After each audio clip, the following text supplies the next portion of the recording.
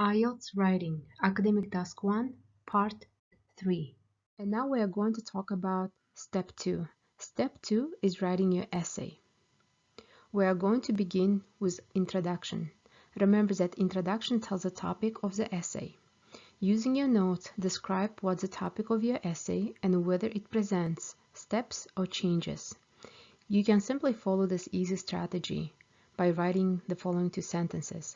The first sentence, describes the topic, or you can simply paraphrase 2 or 3 words from the prompt.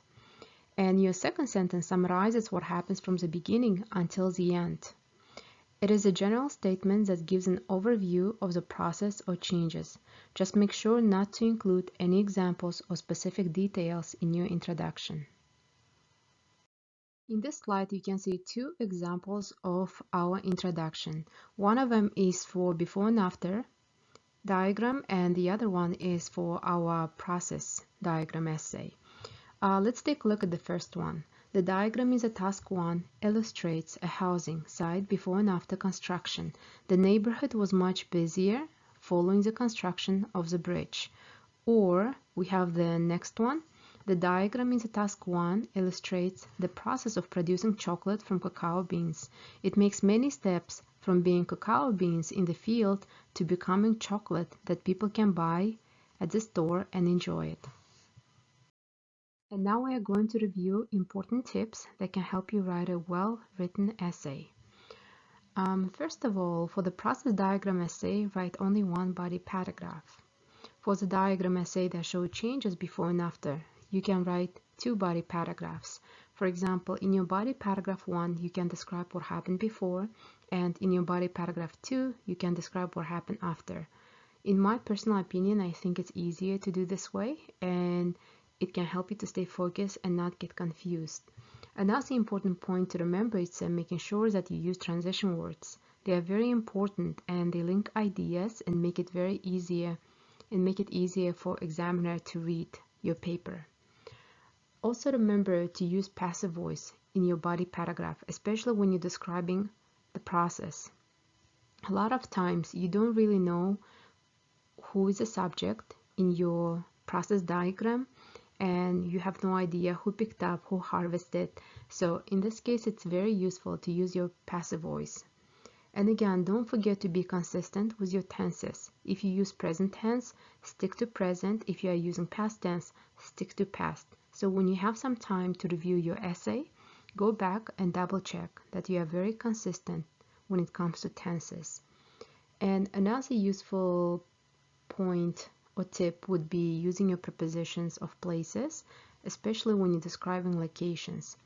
And this is a very useful point for before and after diagram essay.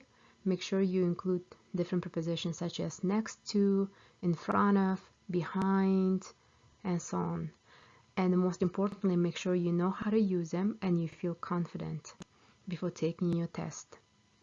And again, always revise your work after finishing your essay. And now we are going to talk about our final step, step 3, which is checking and revising your essay.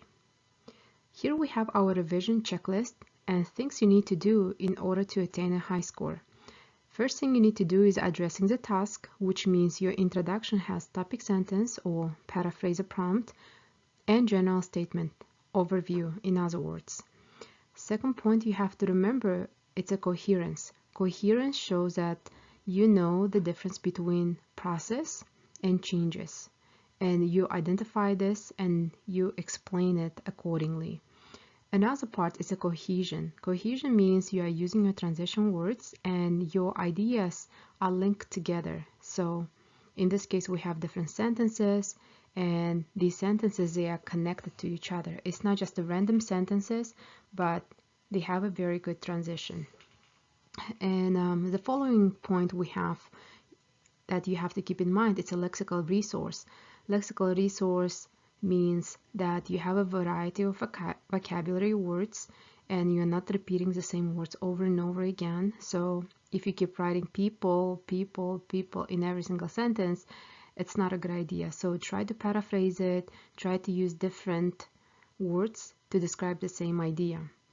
And again, your spelling is very important. Just make sure you practice before you take your test and do your best. And last point we have, it's a grammatical range and accuracy. So that's again about sentence variety and accuracy. I explained to you previously about that too, how you need to have 4 different types of sentences, such as simple sentence, compound, complex, and compound complex sentence. Make sure you include at least one of each, and that will really help you to get a better score. And accuracy means that you're feeling confident using some grammatical patterns and also vocabulary. Please do not use words that you're not sure about, and try not to write very long sentences. Keep it simple and clear. If when you read it you don't understand it, trust me, it's going to be very hard for examiner to understand your ideas. Keep it simple and make sure you follow this checklist. Alright guys, so now I'm going to do a little recap about the most important things you need to remember about diagram essay. First of all, remember that you have only 20 minutes to complete Academic Writing Task 1. And you have to write at least 150 words. And I mentioned that before, you can write more, but you cannot write less than 150 words. And your task is to determine whether you have a process diagram or you have a diagram about changes.